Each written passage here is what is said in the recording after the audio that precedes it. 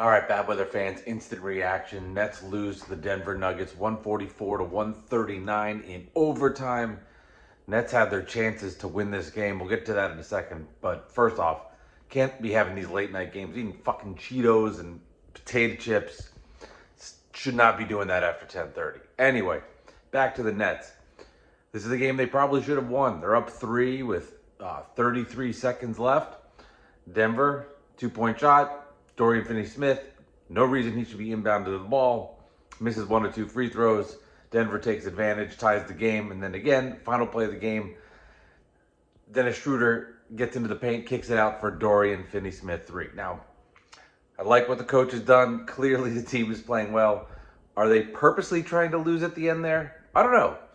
Odd decisions to be made. Overall, Nets play well. They get great contributions again from Dennis Schroeder.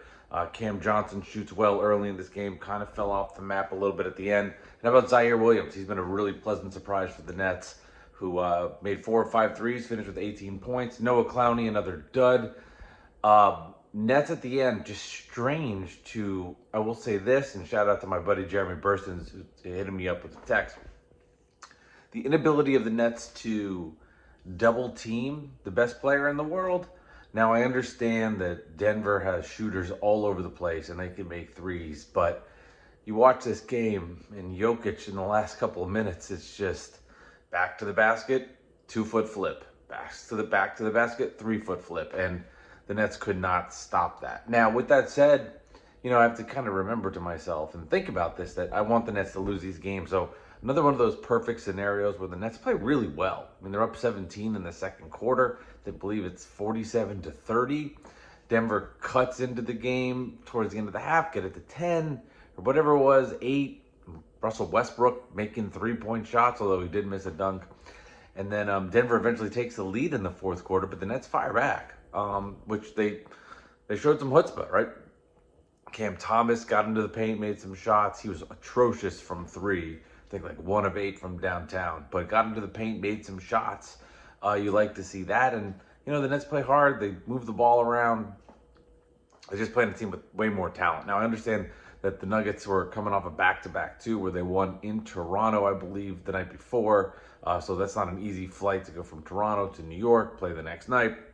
But that's why they're a team that's, looking to win a championship. I will say, after seeing the Bucks and the Nuggets on back-to-back nights, I would say it's not even close between who I think's the better team. I mean, Denver has the best player in the world, and you can just see what he does with the triple-double.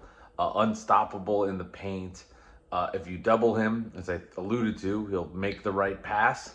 But at the same time, make somebody else beat you, maybe? I mean, he was just getting into the paint and doing anything he wanted. It was just ridiculous. And Nick Claxton fouled out, but it's like, what is he supposed to do? I mean, he's 100 pounds lighter than Jokic. There's only so much he can do physically in the paint to defend him, and it caught up there. Dennis Schroeder, another excellent game. I had a little worried when he went down, hit his hand on the floor, driving to the basket, but he's been really good for the Nets, almost like too good. Another double-double with, I don't have it in front of me because my stats are on my phone, which I'm recording with this, but gets 12, 13 assists, 20-plus points. He does his thing, and he plays really well. I have been disappointed this season in Noah Clowney. I hyped him up a lot last year, and I was really excited what I saw from him. But so far, he's kind of drifted in and out. He had the one nice game, I think, against the Bucks. He scored 14. But otherwise, haven't seen much of him. And by the way, I mean, this has to end with this idea of Ben Simmons. I get it, the back-to-back stuff. By the way, also, if you're holding your phone like nonstop, my bicep is just pulsing right now. Like legit pulsing. I might have to go to the other hand. No, that's not gonna work. I'm just still learning to do these mini pods. Like, I don't know how it works, like where the hand goes. But anyway, Ben Simmons, like this, I assume that we'll see him tomorrow night versus the Grizzlies. Just a waste of time for the development of the other players. Ben clearly is terrified to shoot, so he can't shoot. So that's not going to happen. But just, that means less minutes for other players that you want to see play more. It just sucks. I don't imagine he'll end the season here with the Nets. I can't see it. So reflections on the game, overtime loss. Like the coach, was he on purpose trying to lose? Because there was.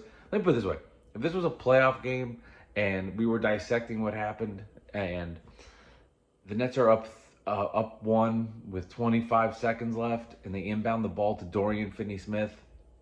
When you got Schroeder, Cam Thomas, Cam Johnson, you got good free throw shooters.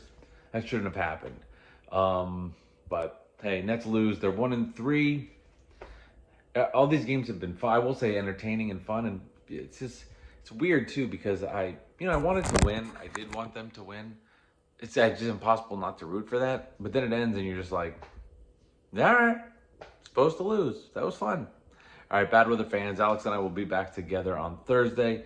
Nick's in Miami. Will the Nets play Memphis and the Grizzlies? So we'll have 2 games to react. We'll do that late Wednesday night or Thursday morning. We'll record that Thursday morning.